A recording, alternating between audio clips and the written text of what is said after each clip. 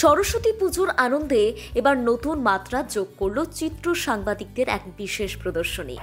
কলকাতার ধর্মতলায় আয়োজিত এই প্রদর্শনীতে থাকছে নানান সৃজনশীল আলোকচিত্র, যা আকর্ষণের কেন্দ্রবিন্দু হয়ে উঠেছে শহরবাসীর কাছে। শহরের চিত্র সাংবাদিকদের উদ্যোগে আয়োজিত এই প্রদর্শনী শুধুমাত্র দেবী সরস্বতীর আরাধনা নয়, বরং শিল্প ও সৃজনশীলতার এক অপূর্ব মেলবন্ধন। এই অনন্য আয়োজনের মূল উদ্যোক্তা শহরের চিত্র সাংবাদিকরাই। তাদের ক্যামেরাবন্দি অনন্য মুহূর্তগুলির প্রদর্শনী এবারের পুজোর প্রধান আকর্ষণ। সরস্বতী পুজোর পাশাপাশি এই প্রদর্শনীও বেশ জনপ্রিয় হয়ে উঠেছে দর্শকদের মধ্যে। আজ এই বিশেষ প্রদর্শনীর উদ্বোধন করেন রাজ্যের মন্ত্রী অরূপ বিশ্বাস। আয়োজকরা জানিয়েছেন, 1 ফেব্রুয়ারি থেকে 4 ফেব্রুয়ারি পর্যন্ত প্রতিদিন সকাল 10টা থেকে রাত 8টা পর্যন্ত এটি খোলা থাকবে। দর্শনার্থীরা বিনামূল্যে এই প্রদর্শনী দেখতে পারবেন। মন্ত্রী অরূপ বিশ্বাস এই বিষয়ে কি বললেন, শুনুন।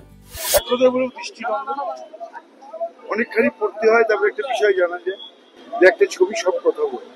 এখানে যে সমস্ত ছবির প্রদর্শনী যারা করেছেন কলকাতা চিত্র সাংবাদিকরা, আমার মনে হয় যে একটা দুর্লভ, সমস্ত মানুষের আসা উচিত, দেখা উচিত।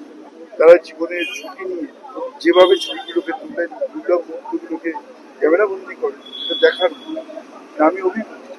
আমার মনে হয় যে আমি যার সঙ্গেই দেখা হবে, আমি সবাইকে বলবো সরস্বতী ঠাকুরও দেখো, আরেকবার এদের ছবিগুলো দেখবে। সত্যি একটা ভালো জিনিস কলকাতার মানুষকে উপহার দেওয়া। শহরের সংস্কৃতি মনস্ক মানুষদের জন্য এটি নিঃসন্দেহে এক দুর্দান্ত সুযোগ, যেখানে তারা চিত্র সাংবাদিকদের সৃষ্টিশীল কাজ উপভোগ করতে পারবেন। সংবাদ প্রতিদিনের সম্পাদক ও প্রকাশক সৃঞ্জয় বোস কি বলছেন, শুনুন। প্রোগ্রামটা খুবই ভালো এবং চিত্র সাংবাদিকরা যে সারা বছর খেটে কাজ করে এবং তারা যে সত্যি ভালো ছবি তোলে সেটা দেখলেই বোঝা যায়। এবং দেখুন, এটাও একটা ঠিক যে চিত্র সাংবাদিকরা সব ডিফারেন্ট হাউসের, সবাই আলাদা, কিন্তু এই এক্সিবিশন করার সময় তারা যেভাবে সংঘবদ্ধ হয়ে এবং নিজেরা একসাথে হয়ে এক্সিবিশনটা করছে, এটা সত্যি খুব প্রশংসনীয়।